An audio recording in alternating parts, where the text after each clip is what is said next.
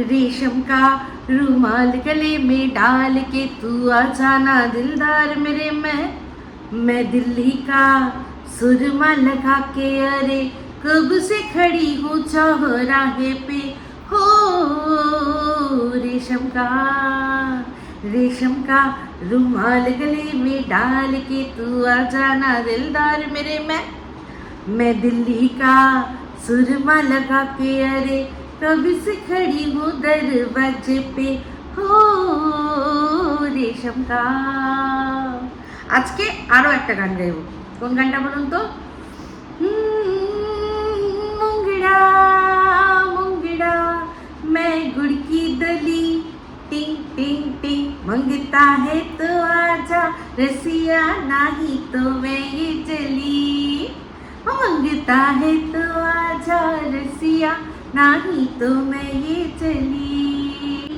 High, আমি Ipsita, welcome back to my channel. চলে এসেছি একটা নতুন ভিডিও নিয়ে। তো বুঝতেই পেরেছেন যে আজকে এই দুটো গানই কাকে আমি ডেডিকেট করলাম। অবশ্যই তীরের ঠাম্মি। উফ কি নাচ! তীর বলছে আয় ওদিকে রোদ, ওদিকে রোদ, রোদের মধ্যে নেচো না, এদিকে চলে এসো, এদিকে নাচো। কিন্তু ওনার ভেতরে তো একটা অন্যরকমই ফুয়েল কাজ করছে। তো সেই ফুয়েলটা কি সেটা কিন্তু একদম ভিডিওর মধ্যেই বোঝা গেছে। যেখানে কিনা তিন তার দাদা ভাইয়ের সাথে কথা বলছে কি তিনের দাদা ভাই বলছে যে বিয়ার ছিল না, তাই জন্য জলের বোতলের মধ্যেই দিয়ে দিয়েছি, ঠিক আছে, জল দিয়ে মিশিয়ে দিয়ে দিয়েছি, এই বলেছে। তো সেটা শুনে টিনা উমা উমা করলো। তো যাই হোক, তার মানে বোঝাই গেল। আবার টিন বলছিল তুই বৌদিকে দিয়েছিস কেন, বৌদিকে দিয়েছিস কেন, এই কথাটাও বলছিল। তো পরিষ্কার বোঝাই যাচ্ছে যে শরীরের মধ্যে একটা এক্সট্রা ফুয়েল নিয়েই ওরকম ঢিকচিকে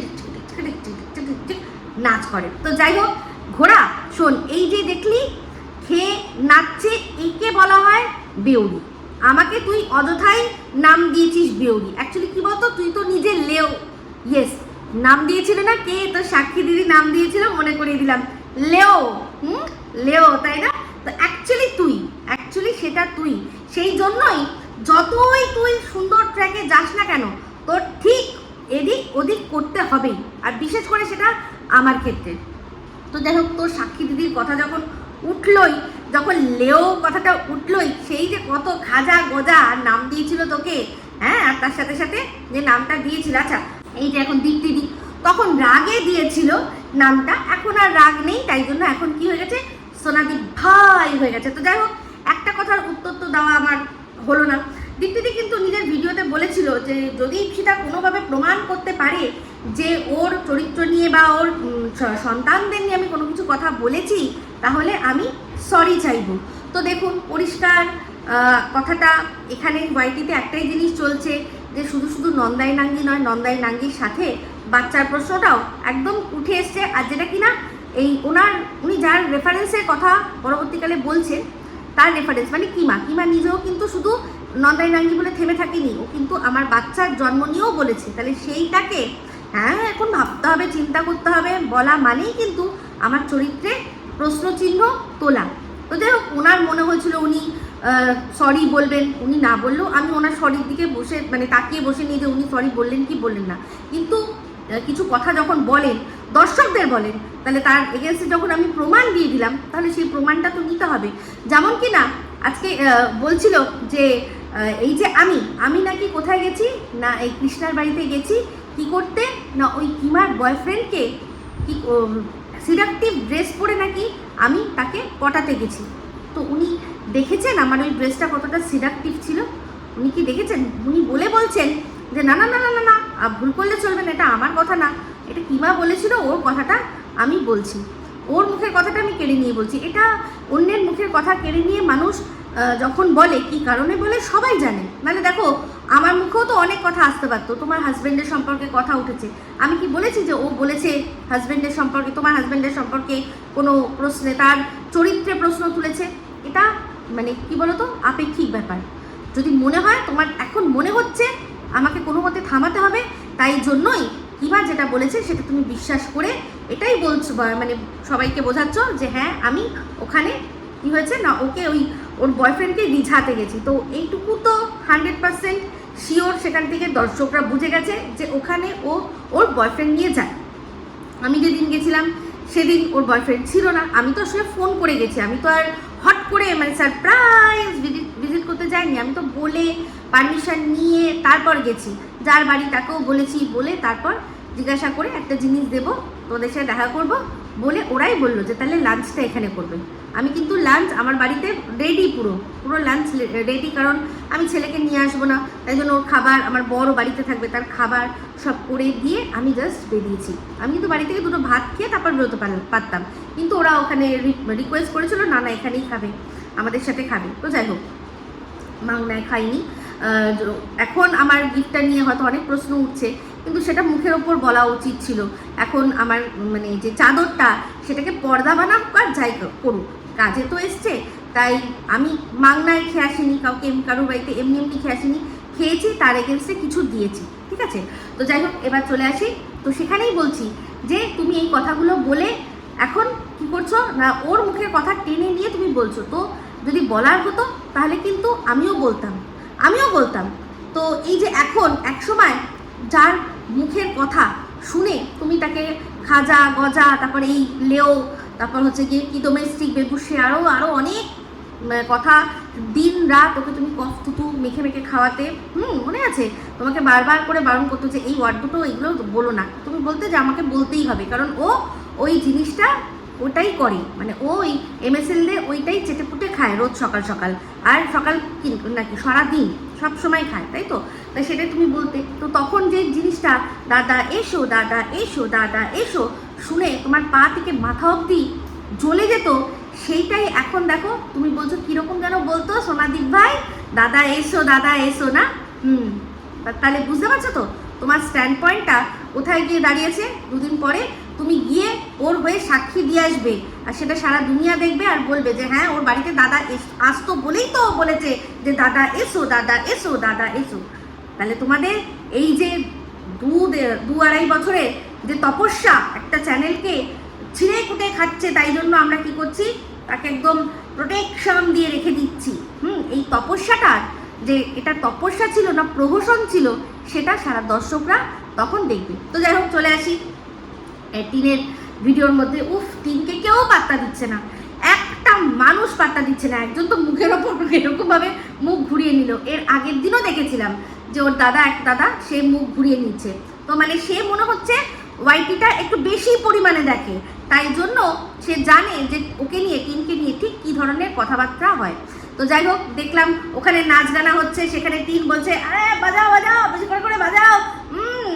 একবার বিয়ে হচ্ছে কিন্তু বারবার গান তো হয়, কিন্তু টিনের ক্ষেত্রে একটু উল্টো, গান একটাই থাকবে কিন্তু বারবার টিনের বিয়ে হবে আর সেখানে গানটা বাজবে। যতই করো বাহানা, যতই করো না বিয়ের ফুল ফুটলে বাজবে বিয়ের বাজনা, তাই না? তো সেই জন্য টিন এখন দাদার বলছে দাদার ওই একটাই হবে, গান কিন্তু প্রচুর হবে, কিন্তু টিনের ক্ষেত্রে বিয়ে প্রচুর হবে আর তার সাথে গান ওই একটাই বাজবে। তো যাই হোক, দেখলাম ওকে দেখছি, মানে যার দুটো হাজবেন্ড, দুটো বিয়েরই তো প্রমাণ আমরা পেয়ে গেছি, দুটো হাজবেন্ড, ডবল ডিভোর্স কেস চলছে, তার মানে চেহারা দেখে মানে কেমন একটা লাগছে, যেটাই লাগছে সেটা আমি মুখে আনবো না, আপনারা বুঝে নিন, কারণ দুটো সমস্ত ছেলে আছে, ওর সম্পর্কে ওটা কথা বললে কোথাও না কোথাও তাদেরও গায়ে গিয়ে লাগে, তো মুখ থেকে ওয়ার্ডটা উচ্চারণই করবো না। তো যাই হোক, সেখানে কীরকম একটা লাগছে, তো সেখানে ড্রেস, ও সবাই শাড়ি পরেছে, ও চুড়িদার পরেছে, মানে সব থেকে একটু সবার থেকে হাটকে আলাদা, কারণ ও কি এখনও হচ্ছে সিঙ্গেল, রেডি টু মিঙ্গেল। তো বাই এনি চান্স যদি ওখানে যেতে যেতে কারোর সাথে আবার কোনো রকম কোনো আলাপচারিতা হয়ে যায়, বলা তো যায় না, মানে বিশ্ব খোলা রয়েছে, আর এই কথাগুলো বলতে হবেই, কারণ টিন সেই কাজ করেছে, সেই রকম কাজ করেছে। তো যাই হোক, এনজয় যা করছে, যেরকমভাবে চিৎকার চেঁচামেচি করছে, সত্যি কথা বলছি ও জোর করে করছে, আর যে এফোর্টটা ও দিচ্ছে না সেটা মানুষের চোখে লাগছে। ওর কমেন্ট বক্সে প্রত্যেকটা দর্শক লিখছে। আমি শুধু ভাবছি এই বিয়েটাই মানে এখন যদি ওদের যে ঘটনাটা ঘটেছে সেটা না হতো, আজকে এই টিনের ডাঁটই একটা আলাদা হতো। ওই গাড়ি নিয়ে দাঁড়াতো, গাড়ির থেকে বেরোতো, গ্যাট করে যেত, গিয়ে সমস্ত কিছু এনজয় করতো, করে আবার এসি গাড়ি করে বাড়ি যেত, আবার তারপর সেজে গুজে এসি গাড়ি করে, ওরা হয়তো বাসে করে যেত, হয়তো না আমি গাড়ি করে যাবো, তো জানি না যদি এসি বাস হয় তাহলে হয়তো এসি বাসে করে যেত, আর না হলে একদম না, সত্যি কথা বলতে এইসব কিছু না হলে ওই বরের গাড়িতে টিন থাকতো, ওই বরের গাড়িতে টিন আর সন্দীপ অবশ্যই থাকতো। আর তার সাথে সাথে ওই বিয়েতে নিতবর হতো আমাদের সোনা বাবা, একবারও যার প্রসঙ্গ কোনো মতে কোথাও থেকে আসছে না, তাই না? তো যাই হোক, ওই অবশ্যই বিয়েতে নিতবর হতো সোনা বাবা, আর সোনা বাবাও ওই রকম লাল পাঞ্জাবি ধুতি পরিয়ে ওকে ওর বাবা সুন্দর সাজিয়ে গুছিয়ে মালা পরিয়ে নিয়ে যেত। তো দেখুন, ওদের তো ফ্যামিলিরই বাচ্চাটা না, তাই না? কিন্তু এখন এমন একটা ব্যাপার, বাচ্চাটার কথা কেউ কোনোভাবে উল্লেখই করছে না, তো যাই হোক, কিছু বলার নেই, বাচ্চাটা তো মিত্র ফ্যামিলি, আর আমাদের আর নতুন করে বলার কি, মানে বলে আর আমরা কি করে নেবো, তাই না? তো যাই হোক, বোঝাই যাচ্ছে যে ওদের বিয়ে একদম তোড়জোড় চলছে। যখন গায়ে হলুদ হচ্ছে দেখছি বাবা ধানি লঙ্কা আগের থেকে হাতের মধ্যে 2 হাতে হলুদ লাগিয়ে রেখেছে, যে কখন একটুখানি আমার ভাসুর হবে মানে, ভাসুরকে একটু ছুঁয়ে সুন্দর করে গালে লাগিয়ে দেবো হলুদ, সঙ্গে সঙ্গে দাঁড়িয়ে রয়েছে। তো যাই হোক, এটা খারাপ কিছু না, মানে এইগুলো থেকে বোঝা যায়। আর সবাই কারোর মানে তাড়া নেই, ওর কিন্তু খুব তাড়া আছে, এটাই বললাম যে ওর সব বিষয়ে একটু তাড়া আছে। আমার কমেন্ট বক্সে একজন কমেন্ট করে বলেছেন যে ও ওই টিনের মতো অতদিন লাগাবে না, খুব তাড়াতাড়ি আপনারা মানে দেখতে পাবেন ওর রূপটা, আর তারও তাড়াতাড়ি নাকি এই টিনের দাদা ভাইয়ের রূপ দেখা যাবে। তো যাই হোক, যাই দেখা যাবে চক্ষু মেলিয়া দেখবো।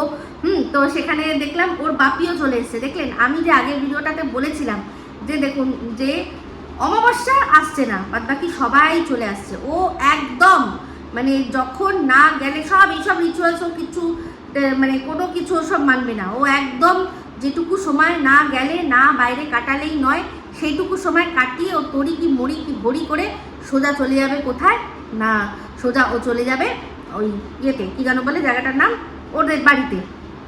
তো হয়তো এমনও হতে পারে যে ওদের বিয়ে বাড়িটা শুনলাম বর্ধমানে। এই একজন জিজ্ঞাসা করেছে অমাবস্যা লেডিকে যে তোমার ভাইপোর কোথায় বিয়ে হচ্ছে, তো সেখানে উত্তরে লিখেছে বর্ধমান। তো এটাও হতে পারে যে অমাবস্যা লেডি একেবারে সেজে গুজে শিয়ালদা থেকে বর্ধমান যাওয়া যায়, আমি ঠিক বলতে পারছি না, শিয়ালদা থেকে নিশ্চয়ই যাওয়া যায়, না হলে হাওড়া থেকে, ওখান থেকে, কারণ ও বাড়ি থেকে আসবে, সে শিয়ালদায় নামবে, যদি সেরকম হয় হাওড়া চলে যাবে, হাওড়া থেকে বর্ধমানের ট্রেন ধরে দেবে, আর না হলে যদি শিয়ালদা থেকে বর্ধমান যাওয়া যায় তাহলে শিয়ালদা থেকেই চলে যাবে, গিয়ে একদম ওখানে গিয়েই হয়তো কোথাও কোনো একটা জায়গা আগের থেকে বলে দেবে যে এখানে থাকবো, ওই লজের তো নাম জানে বা যে ভেনিউ সেটা তো জানে, আর সেখান থেকে যাবে। আর এইসব বিয়ে টিয়েগুলো দেখবেন সাধারণত ওই স্টেশনের আশেপাশেই কোথাও হয়, তো হয়তো সেইখানেই কোথাও যাবে, গিয়ে ওদের সাথে জয়েন করবে, কারণ ও বেশিক্ষণ বাড়ি খালি রাখবে না, তার কারণটা আপনাদের বলেই দিয়েছি। তো যাই হোক, এখন এই ভিডিওটাতে যা দেখলাম, উফ বাবা, টিনের ঠাম্মি কি নাচ, আর হচ্ছে টিনের এই বৌদি, আর সবাই নাচছে, কিন্তু তাদের মধ্যে একটা শালীনতা রয়েছে। কিন্তু এই দুজনকে দেখছি যে মাত্রাতিরিক্ত করছে, টিনও নাচছে, অনেকটা হয়তো ক্যামেরাবন্দি করতে পারছে না। যাই হোক, যেখানে রানী হয়ে থাকার কথা ছিল টিনের, সেখানে এখন প্রত্যেককে ওকে ডেকে ডেকে কথা বলতে হচ্ছে। কিন্তু এর আগে যত মামার বাড়ি বলুন, যার বাড়িতে গেছে দেখবেন ওকে সবাই ডেকে ডেকে এই করে ওকে ডাকছে, ডেকে ওর সাথে কথা বলছে। আর এখানে ও সেই রাস্তার মধ্যে আবার সেই হিপোরদের মতো চিল্লাতে আর সবাইকে ডেকে ডেকে মানে এই দেখো আসো করে অ্যাটেনশন দিচ্ছে, কিন্তু কেউ দিচ্ছে না অ্যাটেনশন দিচ্ছে না, কেউ ইন্টারেস্টেড নয় ওর সাথে ক্যামেরা শেয়ার করতে। একজনই শুধু দেখলাম, যখন বসেছিল একজন মহিলা, জানি না কোন আত্মীয় হয়, তিনি দেখলাম যে বলছিল যে কি গরম এরকম। হয়তো দেখা যাবে যে উনি ইউটিউব সেরকম দেখেনি না, হতে পারে না, উনি হয়তো সিরিয়াল লাভার, সকাল থেকে রাত অবধি উনি হয়তো সিরিয়াল দেখেই কাটিয়ে দেন, মানে টিভির কথা বলছি, ইউটিউবের সাথে হয়তো ওনার কোনো সম্পর্ক নেই, তাই জন্য একদম ক্যামেরা ধরেছে, উনিও ক্যামেরায় দারুণ গল্প করতে শুরু করে দিয়েছে। তো যাই হোক, এটুকুই এখন আপাতত বললাম। এই ভিডিওটা ভালো লাগলে লাইক শেয়ার কমেন্ট করতে ভুলবেন না, যারা চ্যানেলটা সাবস্ক্রাইব করেননি তারা সাবস্ক্রাইব করে নেবেন। সবাই ভালো থাকবেন, সুস্থ থাকবেন, আবার আসছি খুব শীঘ্রই এক নতুন ভিডিও নিয়ে। টাটা।